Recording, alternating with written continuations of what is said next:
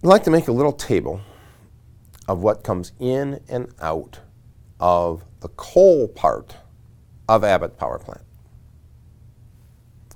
So they set up the power plant to be able to handle train cars full of coal. And indeed, you could take a whole train car or a couple train cars and you'd be probably fairly set for a day. The thing is that trains these days aren't just one or two cars, right? They're really, really big. And while a huge normal scale power plant, industrial scale, the type that powers huge cities, 400 or so of them around the United States, these coal power plants take an entire train of coal every day. Not one train car, we're talking 100 train cars full of coal are burned every day. Abbott power plant doesn't use train cars, it uses trucks. And around 12 trucks per day, they come at night, semi-trailer trucks, 25 tons or something like that of coal in each one, come into the power plant every day. If we look at the statistics for 1 year, it's about 90,000 tons of coal per year. What are the other inputs to the plant?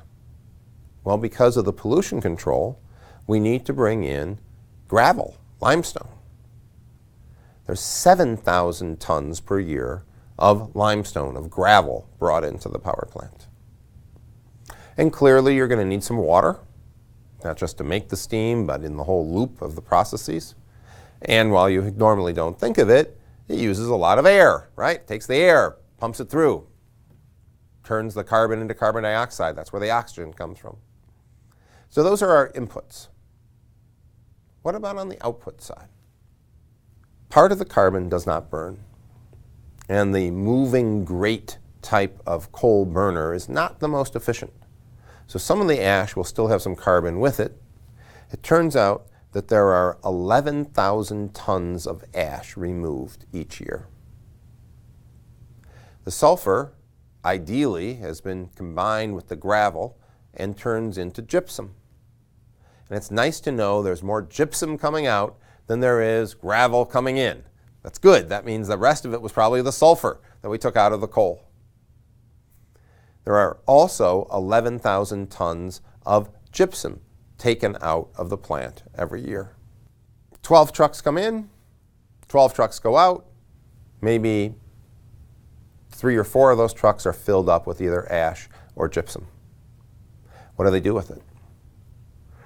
Conveniently, those trucks came from the coal mine. They go back to the coal mine. After all, you took all this stuff out of the ground, so you put it back in the ground. Someplace, obviously, where they're not still pulling the coal out of, a different part of the mine where they've already taken the coal out. You can't argue too much about it since that's where the stuff came from in the first place. Other places, maybe you landfill it. Especially the gypsum is clean. It's not going to be a pollution hazard. It's very stable. And you can use that to mix with all your other things that you might want to bind up. So we've got the solids. But there's still a mass balance missing here. There's still the stuff that's in the smoke. Clearly, there's an enormous amount of carbon dioxide. All the carbon, ideally, has turned into carbon dioxide. Even though we've done a good job scrubbing out the sulfur dioxide, some is still going to go out of the plant. And you notice in this process we didn't do anything about nitrous oxide. We haven't particularly run at a very high temperature to make it like you would in a cyclone furnace, but we still get some nitrous oxides that come out as well. There's also quite a bit of water vapor. Most of the smoke you see coming out of the chimney, the white billowing stuff, is steam. This whole process, water is at many, many stages of it, particularly in the pollution control stage, where you're bubbling it through the water. Well, a lot of that water gets picked up and taken up the smokestack as well. Everything I've listed so far, the ash, the gypsum, the CO2, the SO2, the NOx, the water vapor, are not the reason you're doing this. The reason you're doing this is to make electricity and to make steam for distribution to keep your buildings warm. So let's also talk about that. In the Abbott power plant, from the coal side of the operation, there's about 200 megawatts of thermal energy. That turns into 20 megawatts of electricity. It's about 1/3 efficient, so maybe that was 60 megawatts of the thermal load. But we don't put a low-pressure turbine afterwards to capture the rest of that steam. After all, we want that steam for district heating. We want that steam to heat the rest of the buildings on campus. And therefore, there's maybe 140 megawatts of steam that goes and traverses the campus, warms the buildings, and comes back as water, which is then reused in the whole cycle. That's a very important output of the power plant, the reason that we have it in the first place. Let's talk about the steam just a little bit more. The power plant and the buildings across the university are not right next door. The university covers a very large area. After all, there's 44,000 students here. And to get the hot steam and the water back to each of these buildings, clearly it has to go through pipes. And those pipes need to go underground. You could insulate them, but if you just ran a pipe underground, you'd be heating up a lot of ground. And if anything ever broke, or you wanted to add another pipe, well, you've got to dig up the street or dig up the sidewalk, go down and find where the pipe is and find where the break is. So there's a much better way. And that better way is to make tunnels. They're called the steam tunnels. They're actually corridors high enough up so you can walk through them. And through those corridors are pipes. There's the steam going out and the condensate return.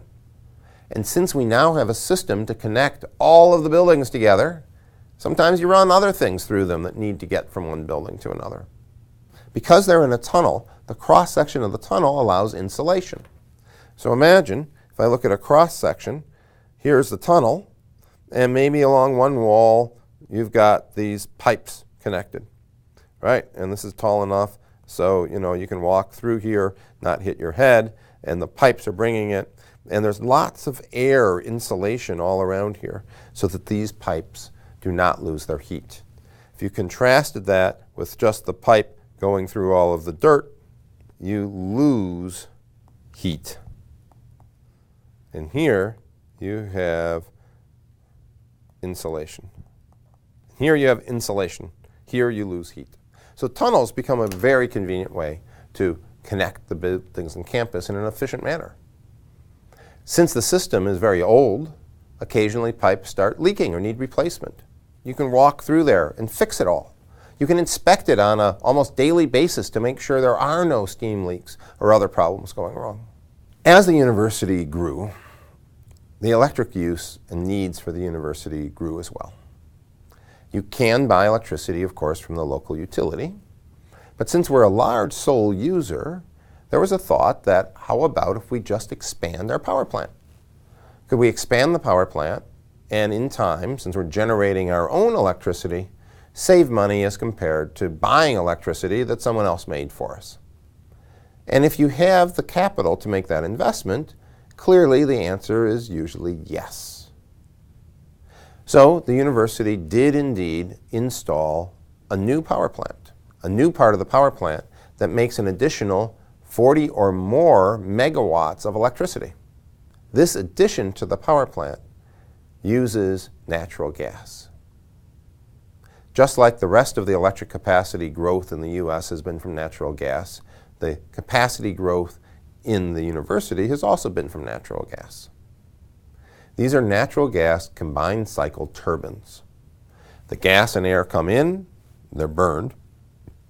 The hot exhaust gases spin a turbine, and you make electricity. Those gases don't get all the way cooled off in this process, so then those gases go through a heat exchange unit and make steam. That steam could, of course, be added to the steam system throughout campus, or you can run it through a turbine, a combined cycle, another cycle, and get more electricity out of it. In the end, the gases are simply carbon dioxide and water vapor, and they go up the smokestack. The short little smokestacks, the ones that don't need pollution control because you're not putting anything out of them other than water vapor and carbon dioxide. Burning natural gas becomes a much simpler, and when you use a combined cycle, a more efficient way to make electricity, unless the price of gas is too high. In 2007, when natural gas prices went through the roof, especially in the Midwest of the United States in the winter, they looked at the price tag coming in for the natural gas. And then they looked at the number of megawatts of electricity they were making. And it was amazing that there was a time period where the gas was so expensive, it was cheaper to buy the electricity from someone else. Talk about an expense. Forget about paying back your capital expense. Forget about operational expense. Forget about all this. You just can't afford to buy the fuel. Buying the electricity from the utility was cheaper. Now, of course, gas prices came back down, and we're back to generating our own electricity. And these days, with the advent of hydraulic fracturing, there are large supplies of natural gas. The price has dropped even further, and it looks like a brilliant idea having made the natural gas-fired power plant at the university, because we're generating electricity at a much cheaper rate than we could buy it today. That's what you need to know about Abbott coal power plant.